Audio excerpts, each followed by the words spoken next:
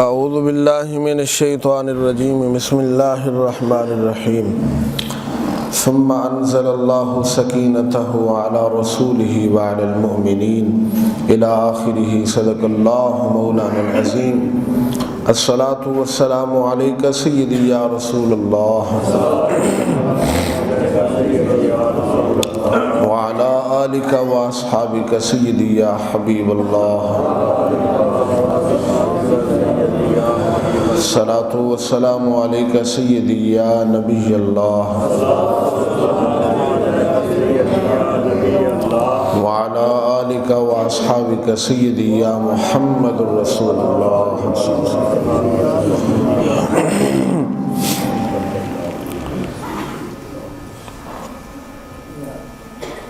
ثم انزل اللہ سکینتہ علی رسولہ وعلی المؤمنین، پھر اللہ تعالیٰ نے اپنا سکینہ اتارا اپنے رسول پر اور مومنوں پر، وَأَنزَلَ جُنُودًا لَمْ تَرَوْهَا، اور وہ لشکر اتارا جس کو تم نے نہ دیکھا، وَعَذَّبَ الَّذِينَ كَفَرُوا، اور کافروں کو سزا دی، وَذَلِكَ جَزَاءُ الْكَافِرِينَ، اور یہی کافروں کی سزا ہے۔ ثم یتوب اللہ من بعد ذلك علی من یشاء، پھر اللہ تبارک و تعالی نے اس کے بعد توبہ کی توفیق عطا فرمائی جس کو چاہی، واللہ غفور الرحیم، اور اللہ تعالی بخشنے والا مہربان ہے۔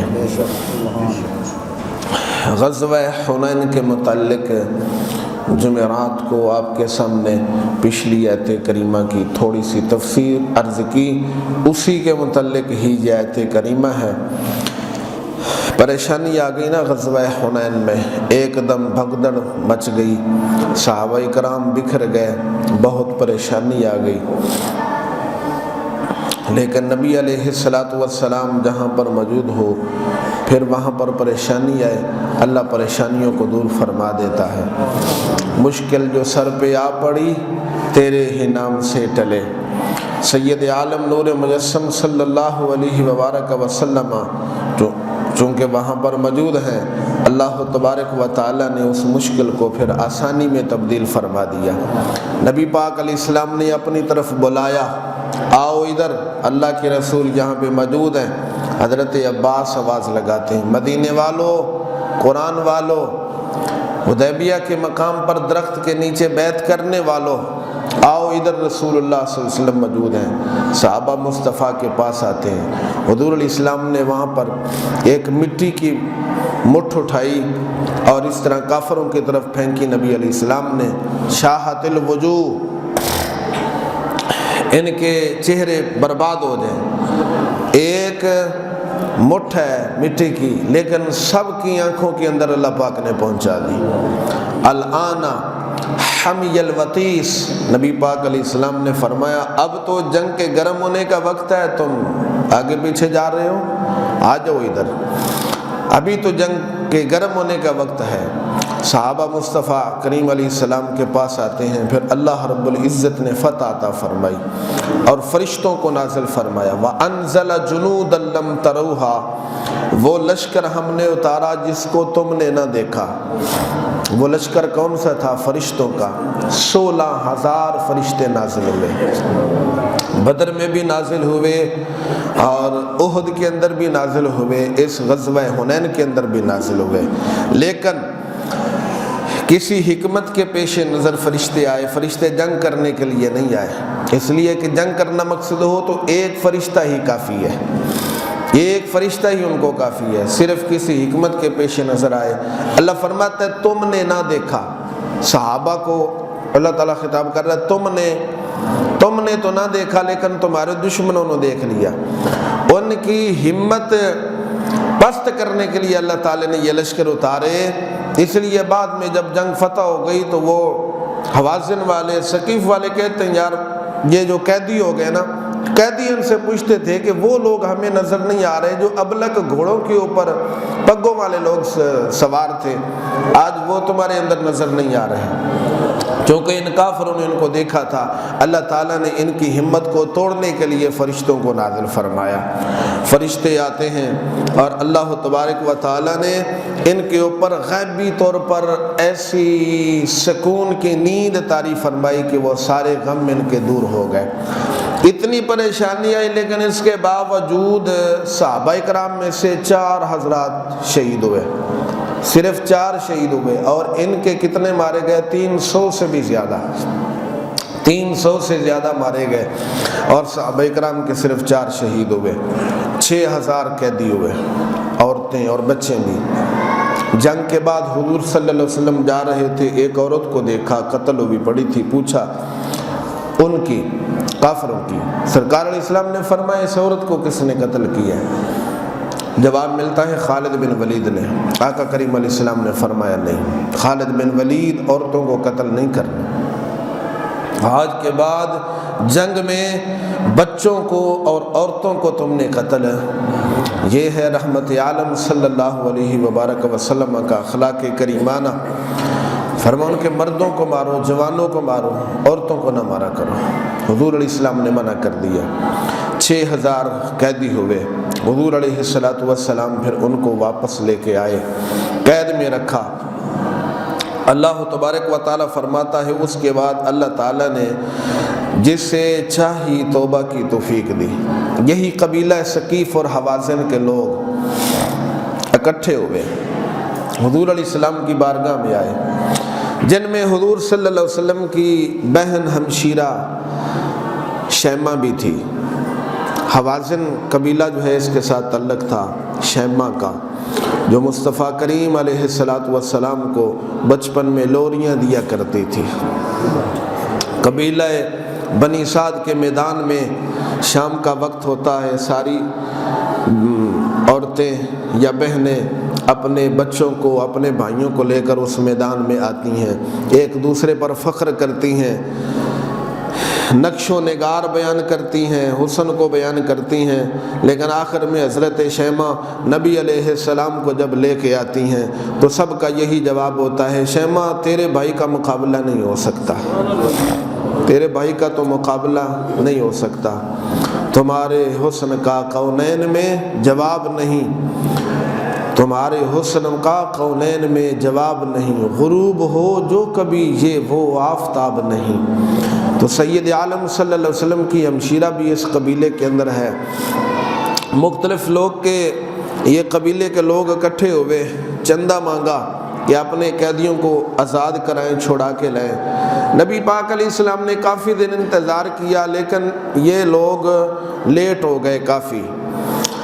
حضور علیہ السلام نے وہ غلام اپنے یاروں میں تقسیم کر دیے، جو قیدی ہوئے تھے اس قبیلے کے لوگ، مختلف اپنے صحابہ کرام کے اندر ان کو تقسیم کر دیا۔ یہ لوگ وہاں پر پہنچتے ہیں رحمت عالم صلی اللہ علیہ وسلم کے دروازے پر، حضرت شیمہ بھی ساتھ ہے، صحابہ کرام رضوان اللہ تعالی علیہم اجمعین پہرا دے رہے ہیں، کیونکہ اس وقت نبی پاک علیہ السلام مجاہد تھے نا۔ یہ بھی آپ کو ایک بات میں بتاتا چلوں، ایک ہے نبی پاک علیہ السلام کی مکی زندگی، ایک ہے مدنی زندگی۔ حضور علیہ السلام نے مکی زندگی کے اندر ہتھیار نہیں اٹھائے، اسلحہ نہیں اٹھایا، ایسے ہی زندگی بسر کی ہے، چاہے کوئی پتھر مارتا ہے، کوئی اوجڑیاں پھینکتا ہے، راستے میں کانٹے بچھاتا ہے۔ نبی پاک علیہ السلام نے یہ دکھ، یہ مصائب برداشت کی ہیں، اپنی جان کی کوئی فکر نہیں ہے، لیکن جب مدینہ پاک میں آئے تو یہاں پر اسلحہ اٹھایا۔ اب صحابہ کرام تلواریں لے کے مصطفیٰ کے ساتھ چلتے ہیں، پہرا دیتے ہیں، کیوں؟ یہاں پر حضور علیہ السلام مجاہدانہ حیثیت سے تھے۔ ایک ہوتا ہے مبلغ، ایک ہوتا ہے مجاہد۔ جو مبلغ ہوتا ہے اس کے لیے اسلحہ اٹھانا جائز نہیں ہے، لیکن مجاہد کے لیے اسلحے کی اجازت ہے، اس لیے کہ اس نے جہاد کرنا ہے۔ مبلغ نے تقریر کرنی ہے، تبلیغ کرنی ہے۔ جب تم نے تبلیغ کرنی ہے تو تم پیغام پہنچاؤ اللہ کے لیے۔ اگر اس کے راستے میں شہید ہو جاؤ گے تو پروردگار تمہیں رتبہ عطا فرمائے گا۔ آپ سے میں نے لڑائی تھوڑی کرنی، ادھر میں اسلحہ لے کے بیٹھوں، تلواریں لے کر بیٹھوں، کوئی ضرورت ہی نہیں ہے، میں نے تو آپ کو تبلیغ کرنی ہے۔ لیکن حضور علیہ السلام وہاں پر مجاہد تھے، اس لیے صحابہ اکرام تلواریں لے کے کھڑے ہیں۔ حضرت شیمہ آگے جانا چاہتی ہیں، تلواریں آگے آگے، ہے شیمہ آگے تمہیں معلوم نہیں کوچہ مصطفی ہے، نوری خیمہ مبارک ہے جہاں پر فرشتے بھی بغیر اجازت کے نہیں جاتے، تم کیسے جانا چاہتے ہو؟ اعلیٰ حضرت فاضل بریلوی رحمۃ اللہ علیہ فرماتے ہیں حرم کی زمین اور قدم رکھ کے چلنا، ارے سر کا موقع ہے او جانے والے۔ اللہ اکبر۔ دوسرے مقام پر فرماتے ہیں خوف ہے سمع خراشیے سگے طیبہ کا مجھے، خوف ہے سمع خراشیے سگے طیبہ کا مجھے، ورنہ کیا نالے فغاں ہم کو یاد نہیں۔ کہتے ہیں ہمیں تو ڈر لگتا ہے کہ اگر دربار مصطفیٰ پر جا کر آہو زاری اونچی آواز سے کریں گے نا، ہمیں ڈر لگتا ہے کہ کہیں مدینہ کے کتوں کے کانوں کو تکلیف نہ پہنچ جائے۔ کیا ادب ہے اعلیٰ حضرت کا۔ کہتے ہیں ہمیں تو اتنا بھی ڈر لگتا ہے کہ جو مدینے کے کتے ہیں نا، ان کے کانوں کو ہماری آہوزاری کی وجہ سے تکلیف نہ پہنچے، وگرنہ یہ نہیں ہے کہ ہمارے دل کے اندر سوز نہیں ہے، تڑپ نہیں ہے، آہو فغاں زاری ہم نہیں رکھتے، سب کچھ ہے، لیکن وہاں پر خاموش اس لیے ہم کھڑے ہو جاتے ہیں کہ تاکہ کسی کے کانوں کو ہماری آہوزاری کی وجہ سے تکلیف نہ پہنچ جائے۔ تو حضرت شیمہ کا راستہ روکا جاتا ہے، لیکن حضرت شیمہ کہتی ہیں خلو سبیلی انا اخت محمد، چھوڑ دو میرے راستہ، تمہیں معلوم نہیں کہ میں تمہارے نبی محمد کی بہن لگتی ہوں۔ صحابہ کی نگاہیں جھک گئیں، حضرت شیمہ خیمہ مصطفی میں داخل ہوتی ہیں۔ یا محمد، یا رسول اللہ، میں تمہاری بہن ہوں۔ مصطفیٰ کریم نے فرمایا دلیل کیا ہے؟ دلیل کیا ہے کہ تم میری بہن ہے؟ اب یہاں سے ہو سکتا ہے کوئی اعتراض کرے کہ کیا حضور علیہ السلام کو پتہ نہیں تھا؟ شریعت کو پورا کرنا ہوتا ہے، اللہ تبارک و تعالیٰ بھی علم رکھتا ہے، لیکن اس کے باوجود جب فرشتے جاتے ہیں، ہم یہاں پر ذکر کی مجلس میں بیٹھے ہیں، مجلس ختم کریں گے، یہ فرشتے پروردگار کی بارگاہ میں جائیں گے، اللہ پوچھے گا کہاں سے آئے ہو؟ وہاں سے آئے ہیں، میرے بندے کیا کہتے ہیں؟ حالانکہ اللہ کو تو پتہ ہے نا، اللہ تبارک و تعالیٰ کو معلوم ہے، لیکن اس کے باوجود فرشتوں سے پوچھتا ہے، تو شریعت بنانا مقصود ہوتا ہے۔ نبی پاک علیہ السلام کو بھی معلوم ہے، لیکن اس کے باوجود آقا علیہ السلام نے فرمایا بہن کیا دلیل ہے کہ تو میری بہن ہے؟ حضرت شیمہ رضی اللہ تعالی عنہا کپڑا ہٹایا، اپنے بازو سے کپڑا ہٹایا اور یہ بازو دکھایا، یا نبی اللہ یہ نشان دیکھ لیں، بچپن میں جب میں آپ کو اٹھایا کرتی تھی تو ایک مرتبہ آپ نے یہاں پر دندی لگائی تھی، یہ نشان آج بھی موجود ہے۔ نبی اکرم نور مجسم صلی اللہ علیہ وبارک وسلم کی آنکھوں سے آنسو چھلک پڑے، فرمایا شیمہ سچ کہتی ہے، مجھے تھا کہ یہ واقعہ میری بہن لگتی ہے۔ نبی پاک صاحب الاولاق صلی اللہ علیہ وسلم نے بڑی عزت تکریم فرمائی، بہن کیسے آنا ہوا؟ قیدیوں کو چھڑانے آئی ہوں۔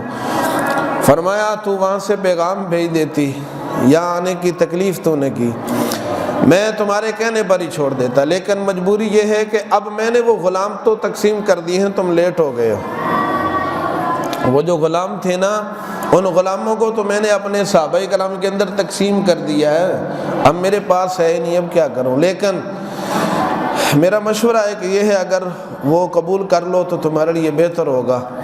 کیا مشورہ ہے؟ فرمایا اگر تم مسلمان ہو جاؤ، اسلام قبول کر لو تو ہو سکتا ہے کوئی راستہ نکل آئے۔ تو انہوں نے اس وقت پھر اسلام قبول کیا، حضرت شیمہ نے بھی، اور جو قبیلے والے لوگ حضرت شیمہ کے ساتھ آئے تھے قیدی چھڑانے، انہوں نے بھی اسلام کو قبول کر لیا۔ اب اسلام کو قبول کر لیا، نبی پاک علیہ السلام نے صحابہ سے فرمایا صحابہ یہ تمہارے بھائی مسلمان ہو گئے ہیں، لہٰذا اگر تم مہربانی کرو تو ان قیدیوں کو چھوڑ دو، کیونکہ یہ ہماری شفقت ہے اپنے مسلمان بھائیوں کے ساتھ۔ پھر صحابہ کرام کے پاس جو جو ان قبیلے والوں کے غلام تھے، قیدی تھے، ان سب کو آزاد کر دیا۔ تو نبی اکرم صلی اللہ علیہ وبارک وسلم فرماتے ہیں شیمہ کیا میرے پاس رہنا چاہو گی یا واپس جانا چاہو گی؟ یا نبی اللہ واپس ہی جانا چاہتی ہوں۔ نبی پاک علیہ السلام نے پھر ان کو بکریاں بھی دی، چند گھوڑے بھی دیے، چند سوٹ بھی دیے، نوازا نبی پاک علیہ السلام نے مال کے ساتھ ان کو۔ تو اللہ تعالیٰ نے اس آیت کریمہ میں اس کا تذکرہ فرمایا۔ اس کے بعد جس کو اللہ تعالیٰ نے چاہی توبہ کی توفیق عطا فرمائی، اور جو قتل ہو گئے وہ قتل ہو گئے، یہی ان کافروں کے لیے سزا تھی۔ قبیلہ حوازن کا سردار تھا مالک بن عوف، مالک بن یہ بھی بعد میں مسلمان ہو گیا تھا، بعد میں مسلمان ہوا اور فاروق اعظم کا زمانہ آیا تو فاروق اعظم کے لشکر میں شامل ہو کر ملک شام کو انہوں نے فتح کیا تھا۔ ان میں فاتحین کے اندر مالک بن عوف کا نام بھی آتا ہے۔ اللہ رب العزت ہمیں قرآن مجید کی صحیح سمجھ عمل کی توفیق نصیب فرمائے۔ اللہم صلی علی سیدنا و مولانا محمد وبارک وسلم علیہ۔ پروردگار ہم سب دی حاضرین و شرف قبولیت عطا فرما، ہر غلطی خطا دی معافی عطا فرما، دنیا آخرت دی ہر دین عزت عطا فرما، بروز معاشر پیارے آقا علیہ السلام دی شفاعت طیبہ نصیب فرما، ظاہری باطنی پاکیزگی عطا فرما۔ یا اللہ رب العزت دنیا دی زندگی ہدایت والی اور آخرت دی زندگی مغفرت والی عطا فرما۔ صلی اللہ تعالی علی خیر خلقہ محمد وعلی آلہ واصحابہ اجمعین۔